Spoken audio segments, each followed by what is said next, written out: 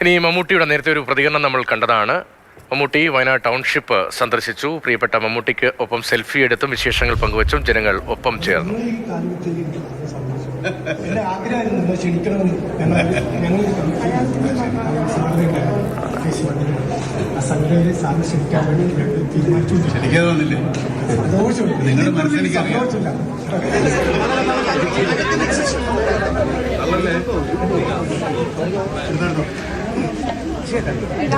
വയനാട് ദുരന്തബാധിതർക്ക് നിർമ്മിച്ചു നൽകിയ ടൗൺഷിപ്പ് പദ്ധതി പ്രദേശമാണ് മമ്മൂട്ടി സന്ദർശിച്ചത്.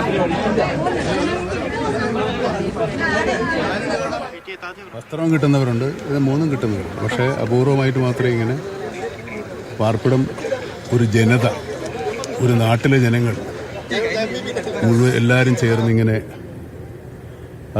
നിരാശ്രയരായ ഇങ്ങനെ ഒരു ലാഭത്ത് സംഭവിച്ച ആളുകൾക്ക് വേണ്ടി സംഭാവന ചെയ്തുണ്ടാക്കിയത് ജനങ്ങളുടേതാണ്.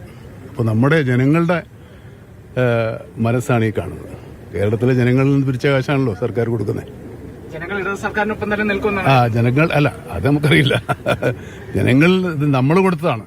സോഷ്യൽ ക്യാപിറ്റൽ, സാമൂഹ്യ മൂലധനമാണ് ഈ കാണുന്നത്. മറ്റുള്ളവരോടുള്ള അനുതാപവും സഹതാപവും ഉണ്ടെന്നുള്ളത് കേരളത്തിലാണ് ഏറ്റവും കൂടുതൽ സോഷ്യൽ ക്യാപിറ്റൽ ഉള്ളത്. അതിന്റെ ഏറ്റവും വലിയ ഉദാഹരണമാണ്. കമൽ വിവരങ്ങളുമായി നോക്കുകൊണ്ട്. കമൽ, വയനാട് ടൗൺഷിപ്പിൽ മമ്മൂട്ടി എത്തിയപ്പോഴുള്ള ആവേശം, അത് ആ ദൃശ്യങ്ങളിലൊക്കെ പ്രകടമാണ്. സെൽഫി എടുക്കുന്നു, മമ്മൂട്ടി അവരുമായി സംസാരിക്കുന്നു. മമ്മൂട്ടി സ്നേഹം പങ്കുവച്ചതെങ്ങനെ? രതീഷ്, ഒരു 12 മണിയോടെയാണ് മമ്മൂട്ടി ടൗൺഷിപ്പ് പ്രദേശത്ത് എത്തിയത്. കൽപ്പറ്റയിൽ മുണ്ടക്കൈ ചൂരൽമല ദുരന്തബാധിതർക്കായി ഒരാഴ്ച മുൻപ് ആദ്യഘട്ടം ഉദ്ഘാടനം ചെയ്ത ടൗൺഷിപ്പിലേക്കാണ് മലയാളത്തിന്റെ പ്രിയതാരം എത്തിയത്.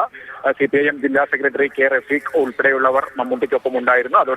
അതോടൊപ്പം ടൗൺഷിപ്പിന്റെ ചീഫ് ഓപ്പറേറ്റിംഗ് ഓഫീസർ അരുൺ ഉൾപ്പെടെയുള്ള ഉദ്യോഗസ്ഥരും ഊരാളുങ്കൽ പ്രതിനിധികളും അദ്ദേഹത്തോടൊപ്പം ഉണ്ടായിരുന്നു.